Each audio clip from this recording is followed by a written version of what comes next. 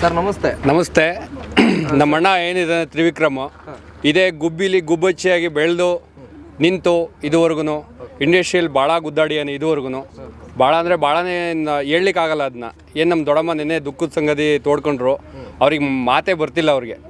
ಅದಕ್ಕೋಸ್ಕರನಾದರೂ ಅವನು ಗೆದ್ದು ಬರಬೇಕು ಅಂತ ಗೆಲ್ತಾನೆ ಅವನೇ ಇರೋದು. ಏಕೆಂದರೆ ಡೇ ಫಸ್ಟಿಂದನೂ ಅವನು ಚೆನ್ನಾಗಿ ಗೇಮ್ ಆಡಿಕೊಂಡು ಮಾತಾಡಿಕೊಂಡು ಇದುವರೆಗೂ ಯಾರ ಜೊತೆನೂ ಅಷ್ಟೊಂದು ಮಿಸ್ಬಿಹೇವ್ ಮಾಡ್ದಲೆ ಚೆನ್ನಾಗಿ ಆಡ್ಕೊಂಡು ಬಂದಿದ್ದಾನೆ. ಹಂಗಾಗಿ ಗೆಲ್ತಾನೆ. ನಮಗೆಲ್ಲರಿಗೂ ಒಪ್ಪಿದೆ. ಅದರಲ್ಲೂ ನಮ್ಮ ಗುಬ್ಬಿ ಅಣ್ತಮ್ಮರು ಎಲ್ಲರೂ ಬಂದಿದ್ದಾರೆ ಸಪೋರ್ಟ್ ಮಾಡಲಿಕ್ಕೋಸ್ಕರ. ಈ ನಿಟ್ಟಿನಲ್ಲಿ ಏನು ಹೇಳಬೇಕು ಅಂತಂದರೆ ಅವನು ಈಗ ಹೊರಗಡೆ ಬಂದು ಆ ಕಪ್ಪನ್ನ ಕೈಲಿ ಹಿಡ್ಕೊಂಡೇ ಬರೋದು. ಏಕೆಂದರೆ ರೆಕ್ಕೆ ಕಟ್ಕೊಂಡು ಇಲ್ಲೇ ಹಾರ್ಕೊಂಡು ಬರ್ತಾನೆ ಅಂತ ನಾವು ಕಾಯ್ತಾ ನಿಂತಿದ್ದೀವಿ. 100% ತ್ರಿವಿಕ್ರಮೇ ಗೆದ್ಕೊಂಡು ಬರ್ತಾನೆ ಅಂತ ಹೇಳ್ಕೊಳ್ತೀವಿ. ಆಲ್ ದ ಬೆಸ್ಟ್ ಹೇಳ್ತಿದ್ದೀವಿ ನಮ್ಮ ಕಡೆಯಿಂದ. ತ್ರಿವಿಕ್ರಮ್ ಅವ್ರನ್ನ ಏನು ಈ ಒಂದು ಹೆಣ್ಮಕ್ಳುಗಳಿದ್ದಾರೆ ಒಂದು ತುಂಬಾ ಇಷ್ಟಪಡ್ತಾ ಇರ್ತಕ್ಕಂಥದ್ದು ಅತಿ ಹೆಚ್ಚಿನದಾಗಿ ತ್ರಿವಿಕ್ರಮ್ ಅವ್ರನ್ನ ಹೆಣ್ಮಕ್ಳು ಇಷ್ಟಪಡ್ತಾ ಇದ್ದಾರೆ. ಅವ್ನು ಏಕೆಂದರೆ ಕೆಲವರೆಲ್ಲ ನಮ್ಮ ಒಂದು ಪಬ್ಲಿಕ್ ರಿವ್ಯೂಗೆ ಹೋದಾಗ ನಾವೇನೆ ಐ ಲವ್ ಯು ಅಂತಾರೆ. ತ್ರಿವಿಕ್ರಮ್ ಅವರೇ ನೀವು ಬಂದಿದ ತಕ್ಷಣ ನಿಮ್ಮನ್ನೊಂದು ಹಗ್ ಮಾಡಬೇಕು ಅಂತಾರೆ. ನೀವೊಂದು ಬ್ರದರ್ ಆಗಿದ್ದೀರಿ. ಸೊ ಏನು ಅನ್ಸುತ್ತೆ ಅಂದರೆ ಅಣ್ಣನ ಬಗ್ಗೆ ಇಷ್ಟು ಒಂದು ಒಳ್ಳೆ ಒಪಿನಿಯನ್ ಸಿಗ್ತಾ ಇರುತ್ತೆ? ಒಳ್ಳೆ ಒಪಿನಿಯನ್ ಅಂದರೆ ಅವನೇನಂದರೆ ಎಲ್ಲರ ಕೈಲೂ ಭಾಳ ಫ್ರೆಂಡ್ಲಿ ಆಗಿರ್ತಾನೆ ಸರ್. ಹುಡುಗರು ಅನ್ನಂಗಿಲ್ಲ, ಹುಡುಗಿರು ಅನ್ನಂಗಿಲ್ಲ, ಫ್ರೆಂಡ್ಲಿ ಆಗಿರ್ತಾನೆ. ಫ್ರೆಂಡ್ಲಿಯಾಗಿ ಎಲ್ಲರಿಗೂ ನಾರ್ಮಲ್ ಹೇಳ್ತಾನೆ. ಅದು ಕೆಲವರು ಲವ್ ಅಂದ್ಕೊಳ್ತಾರೆ, ಕೆಲವರು ಫ್ರೆಂಡ್ಶಿಪ್ ಅಂದ್ಕೊಳ್ತಾರೆ. ಅದರಲ್ಲೇನಂದರೆ ಅವ್ನು ಜಾಸ್ತಿ ಎಲ್ಲೂ ಇದುವರೆಗೂ ಲವ್ ಅನ್ನೋದು ಎಲ್ಲೂ ಇದು ಮಾಡಿಲ್ಲ. ಅವನು ಈಗ ಒಳಗಡೆನೇ ಆಗಿರ್ಬೋದು ಭವ್ಯ ಅವ್ರ ಜೊತೆ ಫ್ರೆಂಡ್ಲಿ ಆಗಿದ್ದಾನೆ ಹೊರತು ಯಾವತ್ತೂ ಇದು ಮಾಡಿ ಪ್ರಪೋಸ್ ಮಾಡಿ ಲವ್ ಮಾಡ್ತೀನಿ ಅಂತ ಯಾವತ್ತೂ ಹೇಳಿಲ್ಲ. ಏನಂದರೆ ಅವ್ನು ಎಲ್ಲರ ಕೈಲೂ ಅದೇ ಥರ ಹೊರಗಡೆ ಬಂದ್ರೂ ಅದೇ ಥರ ನಿಮಗೆ ಗೊತ್ತಿರ್ಬೋದು ಆಲ್ರೆಡಿ ಮೀಡಿಯಾದಲ್ಲಿ. ಆ ಥರ ಕ್ಯಾರೆಕ್ಟ್ರು ಅಲ್ಲ. ಇದುವರೆಗೂ ಅವ್ನು ಲವ್ ಮಾಡ್ಬೋದಿತ್ತು ಅಂದರೆ ಲವರ್ ಆ ಥರನೂ ಅಲ್ಲ. ಒಂಥರ ಕ್ರೇಜಿ ಬಾಯ್, ಫ್ರೆಂಡ್ಲಿ, ಕರ್ಕೊಂಡೋಗಿ ಅಭ್ಯಾಸ, ಕ್ರೇಜಿ ಆಗಿದ್ದ ಅಭ್ಯಾಸ, ಎಲ್ಲರ ಕೈಲೂ ಫ್ರೆಂಡ್ಲಿ ಆಗಿದ್ದ ಅಭ್ಯಾಸ. ಇದನ್ನ ಹೇಳಕ್ಕೆ ಇಷ್ಟಪಡ್ತೀನಿ. ಈಗ ಕೆಲವು ಇನ್ಸ್ಟಾಗ್ರಾಮ್ಗಳಲ್ಲಿ ಅಥವಾ ಫೇಸ್ಬುಕ್ಗಳಲ್ಲಿ ಕೆಲವು ಪೇಜಸ್ಗಳು ಓಪನ್ ಆಗಿರ್ತಕ್ಕಂಥದ್ದು. ಒಂದು ಕಡೆ ತ್ರಿವಿಮೋಕ್ಷಿ ಅಂತ ಏನು ತ್ರಿಮೋಕ್ಷಿ, ತ್ರಿಭವ್ಯ ಒಂದ್ ಕಡೆಗೆ ಇದಾಗ್ತಾ ಇದೆ. ಅದು ದೊಡ್ಡ ಮಟ್ಟದ ಸುದ್ದಿ ಆಗ್ತಾ ಇರ್ತಕ್ಕಂಥ ಅವ್ರ ಫ್ಯಾನ್ ಸಿಕ್ಬಿಟ್ಟಿದ್ ಬಿಡಿ. ಅವ್ರು ಏನ್ ಗೊತ್ತಾ ಸರ್, ಅದು ಅವ್ರ ಖುಷಿ. ಈಗ ನೀವು ಒಬ್ರು ತಮ್ಮ ಆಗಿ ಆ ಒಂದು ಅಂದ್ರೆ ಅವ್ರನ್ನ ಯಾವತ್ತಾದ್ರೂ ಭೇಟಿ ಮಾಡುವಂಥದ್ದಾಗ್ಲಿ, ಯಾಕೆಂದ್ರೆ ಈಗ ಒಂದು ಅಭಿಮಾನ ಅಂತಕ್ಕಂಥದ್ದನ್ನ ಅಷ್ಟು ದೊಡ್ಡ ಮಟ್ಟಕ್ಕೆ ಇಟ್ಕೊಂಡು ಅಭಿಮಾನಿಗಳೆಲ್ಲನ ಆ ಒಂದು ಸ್ಥಾನ ಕೊಟ್ಟಿದ್ದಾರೆ ತ್ರಿವಿಕ್ರಮ್ ಅವರು. ಸೊ ನೀವು ಹೊರಗಡೆ ಇದ್ದಂಥವ್ರು, ನೀವೊಬ್ರು ತಮ್ಮ ಆಗಿದ್ದೀನಿ ಅಂತ ಹೇಳಿದಾಗ ನೀವು ಯಾವತ್ತಾದ್ರೂ ಅವ್ರನ್ನ ಯಾವತ್ತಾದ್ರೂ ಭೇಟಿ ಮಾಡುವಂಥದ್ದಾಗ್ಲಿ ಅಥವಾ ಅವರಿಗೊಂದು ಚೆನ್ನಾಗಿ ಮಾಡ್ತಾ ಇದ್ದೀರಿ, ಖುಷಿ ಆಗ್ತಾ ಇದೆ ಅಂತ ಯಾವ ಒಂದು ಸಾಂತ್ವನದ ಮಾತು ಹೇಳುವಂಥದ್ದಾಗ್ಲಿ ಏನಾದರೂ ಮಾಡಿದ್ದೀರಾ ತಾವು? ಮಾಡಿದ್ದೀವಿ ಸರ್. ತುಂಬ ಸಲ ಮಾಡಿದ್ದೀವಿ. ಅವ್ನು ಫಿಲ್ಮ್ ತೆಗ್ದಾಗಲೇ ಆಲ್ರೆಡಿ 5-6 ಫಿಲ್ಮ್ ಮಾಡಿದ್ದಾನೆ.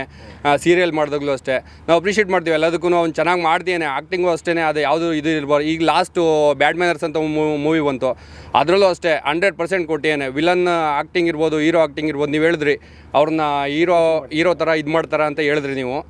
ಅದರಲ್ಲಿ ಮೇಯ್ನು ಅವ್ನು ಆಲ್ರೆಡಿ ಹೀರೋ ಆಗ್ಬಿಟ್ಟಿಯಾನೆ. ಜನಗಳು ಅವನ್ನ ಹೀರೋ ಮಾಡಿ ಇಟ್ಟಿದ್ದಾರೆ ಆಲ್ರೆಡಿ.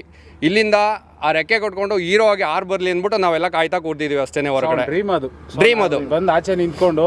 ಸೊ ನೀವು ನೋಡಿರ್ಬೋದು, ವಿಡಿಯೋಲೂ ನೋಡಿರ್ಬೋದು. ಅವ್ನು ಅಷ್ಟು ದುಃಖ ತೊಡ್ಕೊಳ್ತಾನೆ ಅದು ಕಪ್ ಹತ್ರ ಹೋಗಿ. ಅವ್ನು ಹೇಳಿರೋದು ನೋಡಿ, ಎಲ್ಲಾನು ಗೇಟ್ ಹತ್ರ ಹೋಗಿ ಆಚೆ ಬಂದಿರೋದೇ ಜಾಸ್ತಿ ಅವನು. ಸೊ ಇನ್ನೇನು ಆ ಸಕ್ಸಸ್ ಸಿಕ್ತು, ನಾನು ಸಕ್ಸಸ್ ಇಂದ ಆಚೆ ಜಂಪ್ ಆಗ್ತಾ ಇದ್ದೀನಿ.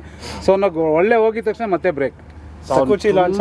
ಸಕ್ಕುಚ್ಚಿಲೂ ಅಷ್ಟೇ, ಸಕ್ಕುಚ್ಚಿ, ನವರಾತ್ರಿ, ಭಾಳ ಮೂವಿ, ರಂಗನಾಯಕಿಲೂ ಸಹ ಮಾಡಿಯಾನೆ ಹೀರೋ ಆಗಿ. ಪ್ರತಿಯೊಂದು ಮೂವಿಲೂ 100% ಕೊಟ್ಟಿಯಾನೆ. ಬಟ್ ಬ್ಯಾಡ್ ಲಕ್ ಏನಂತಂದ್ರೆ ಓಡಿದೆ ಚೆನ್ನಾಗಿ. ಒಂದೊಂದು ಟೈಮಿಂಗ್ ಹೇಳಕ್ಕಾಗಲ್ಲ. ಈಗ ಅಂಬರೀಷ್ ಬಿಗ್ ಬಾಸ್ ಒಂದು ಒಳ್ಳೆ ಅವಕಾಶ ಕಲ್ಪಿಸ್ಕೊಟ್ಟಿದ್ದಾರೆ ಕಲರ್ಸ್ ಕನ್ನಡದವರು. ಸೊ ವಿಕ್ರಮ್ ಕಲರ್ಸ್ ಕನ್ನಡದಿಂದನೇ ಬಂದಿದ್ದು. ಸೊ ಇವತ್ತು ಅವ್ನು ಆಚೆ ಹೊರಗಡೆ ಆರೋ ಅಂತ ಶಕ್ತಿ ತುಂಬ್ತಾ ಇರೋದು ಕಲರ್ಸ್ ಕನ್ನಡನೇ ಆಗಿದೆ. ಸೊ ಹಂಗಾಗಿ ಕಲರ್ಸ್ ಕನ್ನಡ ಮತ್ತು ಬಿಗ್ ಬಾಸ್ ಟೀಮ್ಗೆ ಎಸ್ಪೆಷಲಿ ಸುದೀಪ್ ಸರ್ಗೆ ಥ್ಯಾಂಕ್ಸ್ ಹೇಳಬೇಕು ಅಂತ 100% ಅವರಿಗೆ ಧನ್ಯವಾದ ಹೇಳಬೇಕು ಸುದೀಪ್ ಸರ್ಗೆ. ಯಾಕೆಂತಂದರೆ ಕಲರ್ಸ್ ಕನ್ನಡದಲ್ಲೇ ಬೆಳೆದಿದ್ದವನು. ಈ ಕಲರ್ಸ್ ಕನ್ನಡನೇ ರೆಕ್ಕೆ ಕಟ್ಟಿ ಆರ್ಸ್ ಕಳಿಸ್ತಿದೆ ಅವನ್ನ. ಇನ್ನು ಅವ್ನು ಹೇಳಿದಾನೆ, ನಾನು ನಿನ್ನನ್ನು ಜೊತೆ ಕರ್ಕೊಂಡು ಆರ್ಬೇಕಂತ ಹೇಳ್ತೀನಿ. ಅದೇ ಥರ ಆರಿ ಅವನು ದೊಡ್ಡ ಮಟ್ಟದಲ್ಲಿ ಬೆಳೆದಿಲ್ಲ ಅಂತ ನಾವೆಲ್ಲ ಆಶಿಸ್ತಿದ್ದೀವಿ. ಸರ್, ಇನ್ನೊಂದು ತ್ರಿವಿಕ್ರಮ್ ಅವರು ಮತ್ತೆ ಭವ್ಯ ಅವ್ರ ಬಗ್ಗೆ ಇನ್ನೊಂದು ಆರೋಪ ಕೂಡ ಕೇಳಿ ಬರ್ತಾ ಇರ್ತಕ್ಕಂಥದ್ದು. ಅಂದರೆ ಅವ್ರ ಬಗ್ಗೆ ಆರೋಪ ಅಂದರೆ ತಪ್ಪಾಗತ್ತೆ.